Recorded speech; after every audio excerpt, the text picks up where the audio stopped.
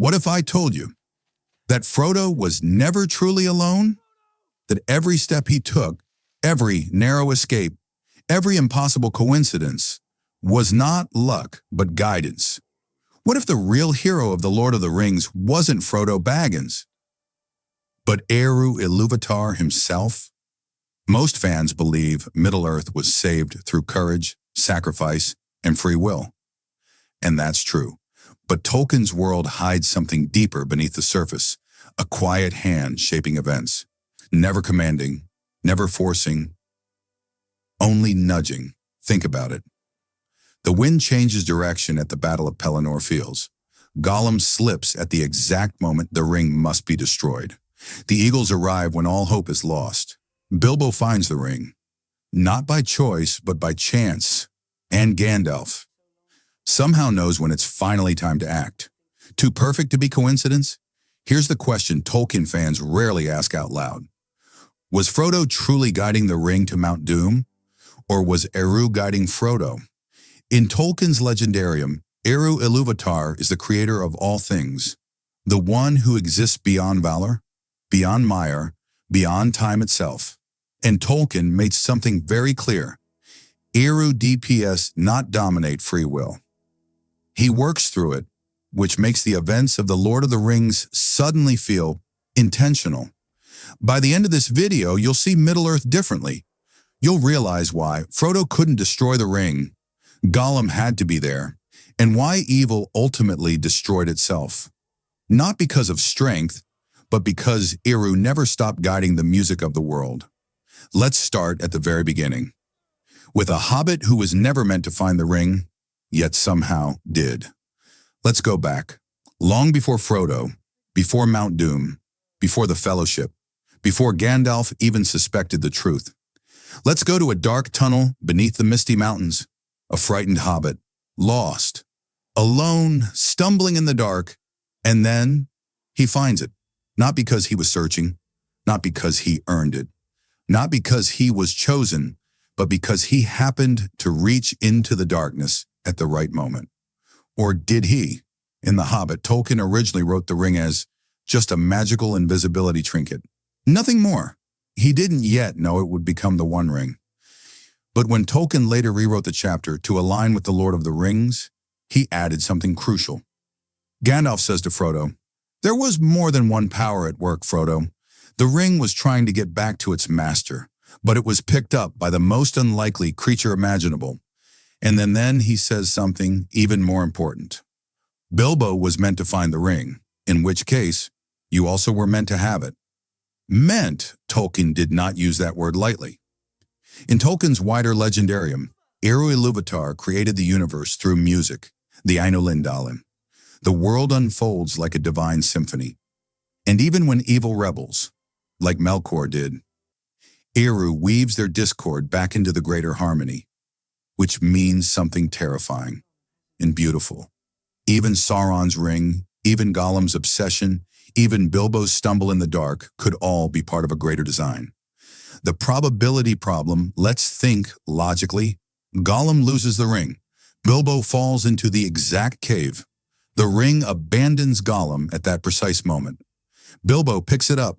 Thousands of years pass, and the ring just happens to resurface when Sauron is rising again. That is not random. That is narrative destiny. Here's what makes this powerful. Eru did not force Bilbo. He didn't appear in the cave. He didn't send lightning. He simply allowed events to unfold in a way that nudged the right hobbit into the right place. Tolkien believed deeply in something called eucatastrophe, a sudden turn from despair to joy that feels miraculous but not unnatural. Bilbo finding the ring was the beginning of that miracle.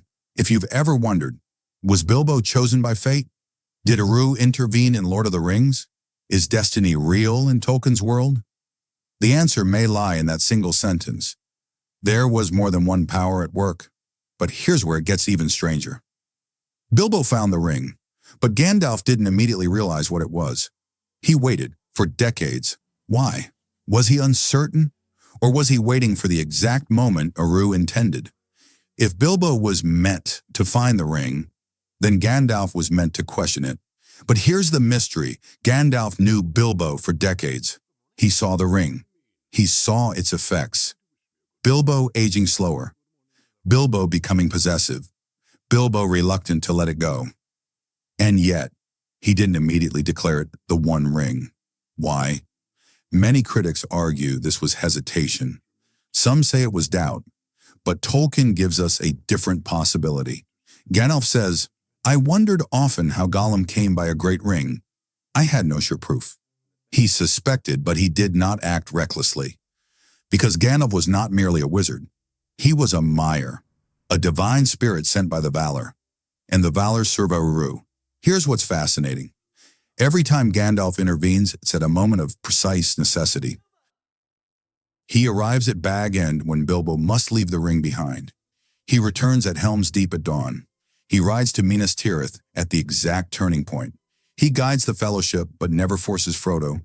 Gandalf is never early. He is never late. He arrives precisely when he means to.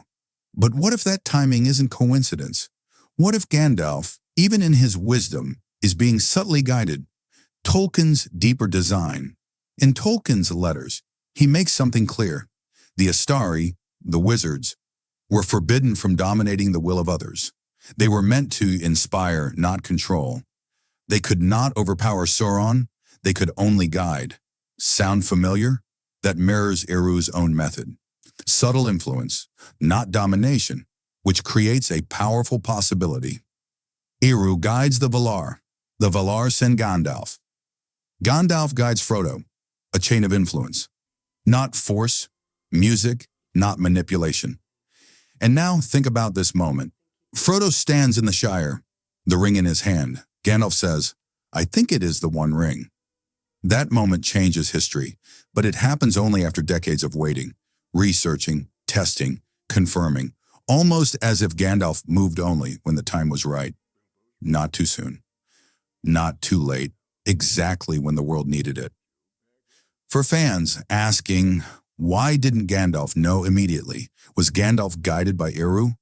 Did destiny control the Lord of the Rings? The evidence suggests something profound. Even the wisest being in Middle-earth may have been part of a larger design, but Gandalf's guidance wasn't enough. Because when Frodo reached Mount Doom, he failed. He claimed the ring. So if Eru was guiding him, why allow Frodo to fail? Unless failure was part of the plan.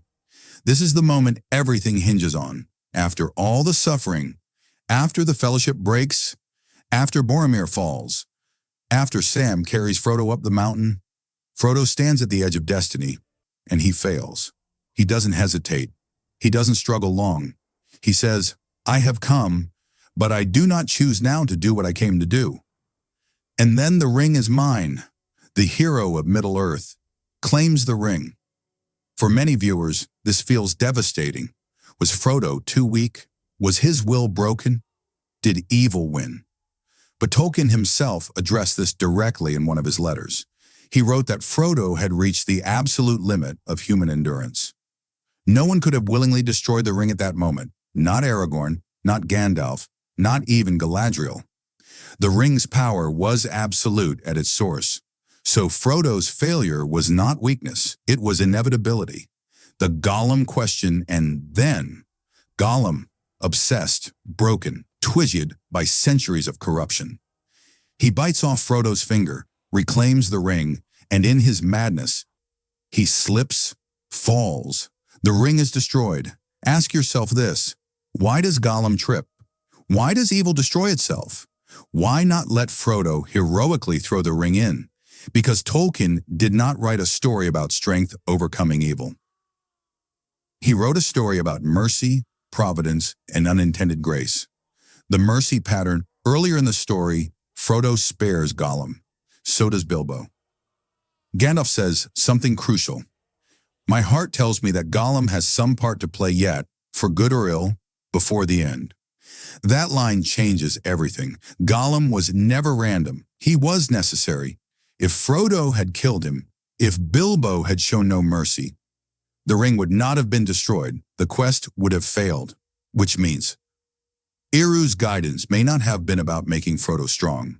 and it may have been about ensuring mercy stayed alive long enough to save the world. The divine pattern remember the music of the Aenir. Even when Melkor introduced discord, Eru said, "No theme may be played that has not its uttermost source in me." Even evil's rebellion is woven into a greater harmony.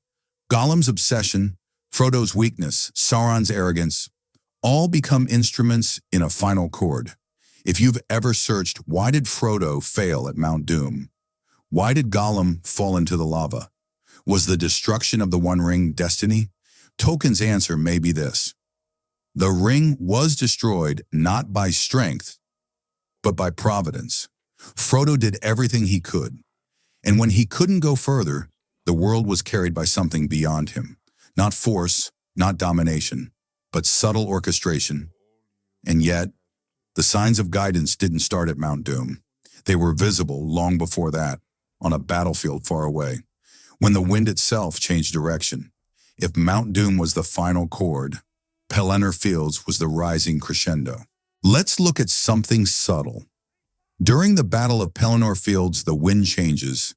The dark clouds covering Minas Tirith are driven away. The ships arrive. Hope appears at the last possible second. And Tolkien describes the wind as shifting, almost as if something unseen has moved the pieces. In Tolkien's world, the wind is not just weather. The eagles are not just birds. They are tied to Manwë, Lord of the Valar, and the Valar serve Eru, the eagles. Question now, let's address the internet's favorite argument. Why didn't the eagles just fly Frodo to Mount Doom? Because the eagles are not taxis, they are agents of divine intervention, and they only appear at critical turning points. To rescue Gandalf from Orthanc, to save him from the Balrog's Peak, to lift Sam and Frodo from Mount Doom. They arrive when mortal effort has reached its absolute limit. Not before. Never before. The pattern of timing. Notice the pattern. Bilbo finds the ring at the right time. Gandalf suspects it at the right time. Frodo reaches Mount Doom at the right time. Gollum falls at the right time. The eagles arrive at the right time. None of it overrides free will. None of it removes struggle. But all of it aligns with necessity. Tolkien was a devout Catholic. He believed deeply in providence. Not fate, not control, but providence. The idea that good can be brought from even the darkest evil, that even when humans fail. The story is not over. Frodo fails. But mercy saves the world. Sauron believes he has won, but arrogance blinds him. Gollum seeks possession, but destroys the ring instead. Eru does not prevent evil. He transforms it.